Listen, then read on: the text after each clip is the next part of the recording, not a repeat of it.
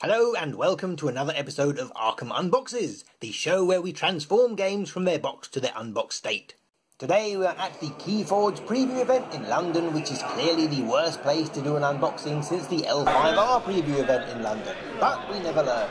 Today we are going to be having a look at the standalone Keyforge deck, which is technically called an Archon Deck. They come in displays of 12, so if you have a big gaming group or you are desperate for a certain combination, you can pick them up like this.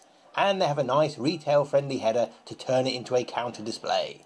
The first thing you will notice is how thin they are. There is no rules sheet, no tokens, and none of the many parts you actually need to play the game. Just a tiny 37 card deck.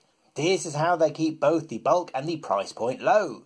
The best way to get started is the starter box, and it includes everything you need to play for 2 players. All the packaging is identical with the same art on the front and blurb on the rear. It gives you the web address to download the rules from and lets you know you need 1 pack of grey FFG sleeves if you want to sleeve it. But at only 37 cards, you will have 13 left over.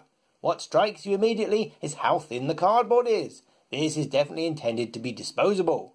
Your cards are shrink wrapped, and this is where you get a first look at your unique deck name, your unique Archon picture, and your combination of 3 houses. In this case, Mars, Brobnar and Dis.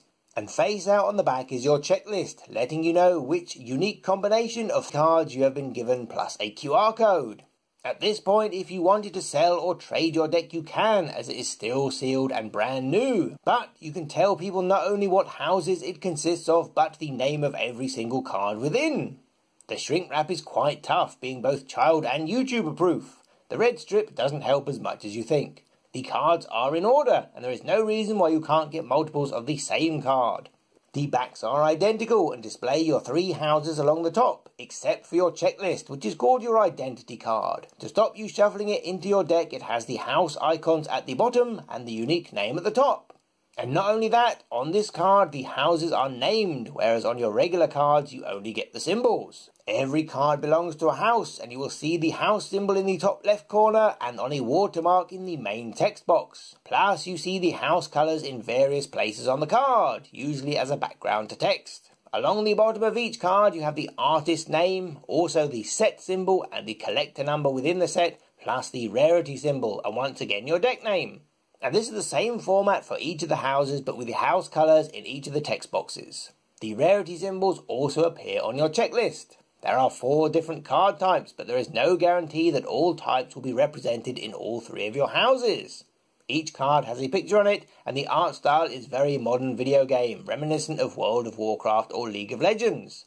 Let's take a closer look at the 4 card types. The 2 that look most similar are creatures and actions, who both have the card title at mid-level, but the creature cards have their nameplate in a gentle arch which goes all the way across, and they are the only card to have the armor shield on the right and the power value on the left.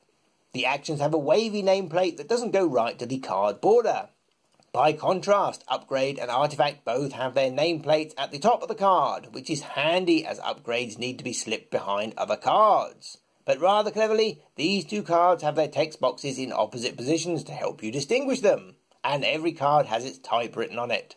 Let's take a look at a second deck to see if we can spot any differences. Obviously the name is different and the 2 out of the 3 houses are different. And at this early stage we don't know if some houses or combination of houses are rarer than others. We can see that the card rarity is different, with Adamant Care having 6 rares and 9 uncommons, and the Regal Commander having 4 rares and 6 uncommons. So there are no fixed rarity slots. Also, Adamant Care has 5 cards that come in pairs, and the Regal Commander has 4 pairs and 1 triple.